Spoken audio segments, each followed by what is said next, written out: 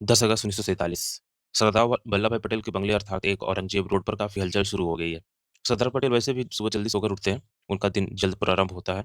बंगले में रहने वाले सभी लोगों को इसकी आदत हो गई है, इसलिए जब सुबह सवेरे जोधपुर के महाराजा की आलीशान चमत्कार चमकदार गाड़ी पोर्चे में आकर खड़ी हुई, तो वहाँ के कर्मचारियों के लिए साधारण सी बात थी।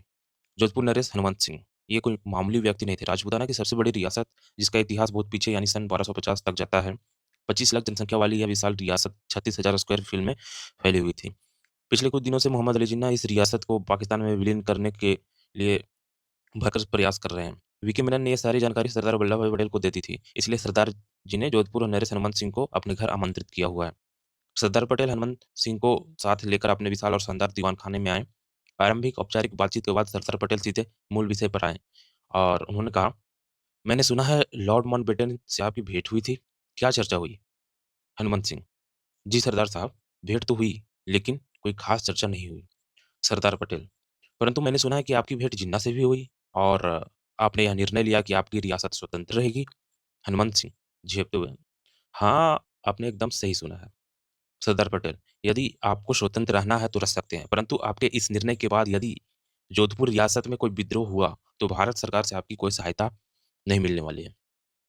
हनुमंत सिंह, परंतु जिन्ना साहब ने हमें बहुत सी सुविधाएं और आश्वासन दिए हैं। उन्होंने यह भी कहा कि वे जोधपुर को कराची से रेलमार्ग द्वारा जोड़ देंगे। यदि ऐसा नहीं हुआ तो हमारी रियासत का व्यापार ठप पड़ जाएगा। सरदार पटेल, हम आपके जोधपुर को कच्छ से जोड़ देंगे। आपकी रियासत के व्यापार पर कतई कोई फ़र्क नहीं पड़ेगा। और हनुमंत जी, एक बात और, आपके पिताजी यानी उमेश सिंह जी मेरे अच्छे मित्रों में से एक थे। उन्होंने मुझे आपकी देखभाल का ज़िम्मा सौंपा हुआ है। यदि आप सीधे रास्ते पर नहीं चलते हैं, तो आपको अनुशासन में लाने के लिए मुझे आपके पिता की भूमिका निभानी पड़ेगी। हनुमंत सिंह, सरदार पटेल साहब, आपको ऐसा करने की आवश्यकता नहीं पड़ेगी। मैं कल ही जोधपुर जाकर भारत के साथ विलयीकरण के करार पर अपने हस्ताक्षर करता हूँ। सोडेपुर आश्रम, कलकत्ता। संभवतः रविवार होने के कारण कलकत्ता के सोडेपुर आश्रम में गांधी जी की प्रातः प्रार्थना में अच्छी खासी भीड़ इकट्ठा थी। गांधी जी ने सदा की भांति अपनी शैली में प्रार्थना और सूत कताई की और अब वे लोगों को संबोधित करने के तैयार हैं। गांधी जी अक्सर बैठे-बैठे ही संवाद करते हैं। उन्होंने बोलना शुरू किया। मैं नोआखली जाने के लिए निकलने ही वाला था, परंतु मेरा वह पूर्ण नियोजित दौरा मैंने कुछ दिनों के लिए आगे टाल दिया है, क्योंकि कलकत्ता के अनेक मुस्लिम मित्रों ने मुझसे ऐसा करने की विनती की है। मुझे ऐसा लग रहा है कि यदि मैं नोआखली गया और यहाँ कलकत्ता में कोई अप्रिय घटना हुई तो समझिए कि मेरा जीवन जीने का प्रयोजन ही नष्ट हो जाएगा। धीमे स्वरों में वे आगे बोलते रहे। मुझे यह सुनकर बेहद दुःख हुआ कि कलकत्ता के अनेक भागों में मुस्लिम बंधु जा नहीं सकते हैं और कई भागों में हिंदू लोग नहीं जा सकते। मैं स्वयं इन सभी क्षेत्रों में जाकर देखने वाला हूँ कि क्या स्थिति है। इस शहर में केवल 23% मुसलमान हैं और ये 23% लोग किसी का क्या बिगाड़ सकते हैं। मैंने तो ऐसा भी सुना है कि आगामी कांग्रेस शासन की आड़ लेकर कुछ हिंदू पुलिस वाले मुसलमानों को परेशान कर रहे हैं। यदि पुलिस बल में ऐसे ही जातीय भावना घर कर गई है तो भारत का भविष्य निश्चय ही अंधकारमय हो जाएगा। प्रार्थना के लिए एकत्रित लोगों में हिंदुओं की संख्या ही अधिक थी। उन्हें गांधी जी द्वारा दिया गया भाषण बिल्कुल पसंद नहीं आया। यदि केवल 23% मुसलमान पिछले वर्ष डायरेक्ट एक्शन डे के दिन हजारों हिंदुओं का खून बहा सकते हैं, तो उनके बहुमत में न आने के बाद हमारा क्या होगा? यही प्रश्न वे सभी लोग आपस में एक-दूसरे से पूछ रहे हैं। प्रार्थना पूरी होने के बाद गांधी जी ने उनका नियमित हल्का नाश्ता यानी 1 कप बकरी का दूध और थोड़ा-सा सूखा मेवा खजूर ग्रहण किया। वे अंदर कमरे में गए। यहाँ वे कांग्रेस सरकार के मंत्रियों के साथ चर्चा करने वाले हैं। धीरे-धीरे सारे मंत्री वहाँ इकट्ठा होने लगे। अगले 15 मिनट में वे ही भावी मुख्यमंत्री प्रफुल्ल चंद्र घोष और उनकी आवश्यक सहयोगी भी आ गए। गांधी जी अपने हमेशा वाली धीमी बोली वाली शैली में इन सभी मंत्रियों को समझाने लगे। उन्होंने कहा, सुहरावर्दी के शासन काल में भले ही हिंदुओं पर थोड़ा बहुत अत्याचार हुआ हो सकता है कि कुछ मुस्लिम पुलिस वालों ने भी हिंदुओं से अच्छा बर्ताव नहीं किया हो, लेकिन इसका अर्थ यह नहीं है कि हम भी प्रतिशोधात्मक कार्रवाई करने लग जाएं। कलकत्ता का एक एक मुस्लिम सुरक्षित रहना चाहिए, इसकी चिंता आप सभी को करनी है। उधर दिल्ली के मंत्री मार्ग स्थित हिंदू महासभा के भवन में चल रही अखिल भारतीय हिंदू संसद का आज दूसरा दिन है। अखंड हिंदुस्तान से इस परिषद के लिए आए हुए सभी प्रतिनिधियों के मन में विभाजन के प्रति गहरा क्रोध है, आक्रोश है। उनके मन में विस्थापित होने वाले एवं मारे जा रहे हिंदुओं, सिखों के लिए वेदना है। आज इस सभा में प्रस्ताव का दिन है। बहुत से वक्ताओं ने अपनी बात रखी। बंगाल से आए हुए न्यायमूर्ति निर्मल चंद्र चटर्जी बहुत ही बढ़िया बोले। उन्होंने कहा कि 3 जून को ब्रिटिश सरकार द्वारा दिया गया विभाजन का प्रस्ताव स्वीकार करके कांग्रेस ने न केवल बहुत बड़ी गलती की, वरन करोड़ों भारतीयों के पीठ में छुरा भी घोंपा है। भारत का विभाजन स्वीकार करने का अर्थ यह है कि कांग्रेस ने मुस्लिम लीग की गुंडागर्दी के सामने पराजय स्वीकार कर ली है। इस परिषद में सुबह के सत्र में सबसे अंत में बोलने वाले थे वीर सावरकर। उन्होंने अपना शानदार वक्तव्य एवं तर्कशुद्ध मुद्दों के साथ सभी प्रतिनिधित्वों को मंत्रमुग्ध कर दिया। सावरकर ने कहा, अब सरकारों से कोई निवेदन अथवा अनुरोध नहीं करना है। अब हमें सीधे प्रत्यक्ष रूप में कृति करनी चाहिए। सभी दलों के हिंदू अपने हिंदुस्तान को अखंड बनाने के लिए अपने-अपने काम में लग जाएँ। नेहरू जी ने जो डरपोक तर्क दिया कि खून-खराबा टालने के लिए हमने पाकिस्तान के निर्माण की मान्यता दी है, वह केवल धोखेबाज़ी है। क्योंकि विभाजन मंजूर होने के बाद भी मुसलमानों द्वारा हिंदुओं का रक्तपात करना बंद नहीं हुआ। वरन अब देश के और भी टुकड़े माँग रहे हैं। यदि हम समय रहते इन बातों का प्रतिबंध नहीं लगाया गया, तो इस समय देश में 14 पाकिस्तान बनने का खतरा है। इस कारण केवल रक्तपात से भयभीत न होते हुए हमें जैसे को तैसा वाला जवाब देना चाहिए। सभी हिंदुओं को पार्टी भेद भुलाकर संगठित होते हुए सामर्थ्यवान बनना चाहिए, ताकि देश का विभाजन नष्ट किया जा सके। इसी सभा में सर्वानुमति से मांगे की गई कि सभी हिंदुओं को एक होकर अखंड भारत निर्माण हेतु संगठित होना चाहिए। भगवा ध्वज ही राष्ट्रीय ध्वज होना चाहिए। हिंदी राष्ट्रीय भाषा होनी चाहिए तथा भारत को हिंदू राष्ट्र घोषित किया जाए। देश में जल्दी से जल्दी आम चुनाव भी करवाए जाएँ। अखंड भारत की अंतरिम सरकार में कानून मंत्री रहे दलितों के नेता जोगिंद्र नाथ मंडल ही पाकिस्तान की पहली कॉन्स्टिट्यूएंट असेंबली के पहले अध्यक्ष बने। जोगिंद्र नाथ मंडल सन 1940 में कांग्रेस से निष्कासित किए जाने के बाद मुस्लिम लीग में शामिल हुए थे।